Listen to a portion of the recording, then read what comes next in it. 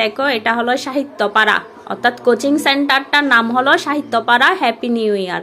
আচ্ছা, সাহিত্যপাড়া থেকে নতুন বছরের শুভেচ্ছা হিসাবে গিফট দিছে। আজকে ছেলে কোচিং এর পরীক্ষা দিতে গেছে, তখন দিছে। তো চলো আমরা দেখি এখানে স্যারেরা কি জিনিস দিল ছাত্রদের।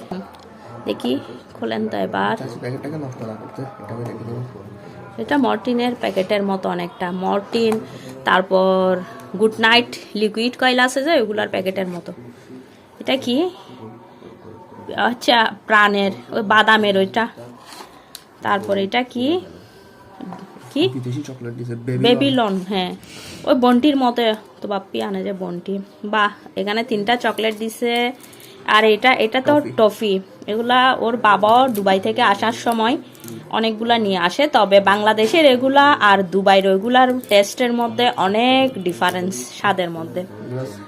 তো এই যে ছাত্রদেরকে এই গিফটগুলা দিয়েছে নতুন বছর উপলক্ষে স্যারেরা। যাই হোক, ওরা এগুলা পেয়ে অনেক খুশি।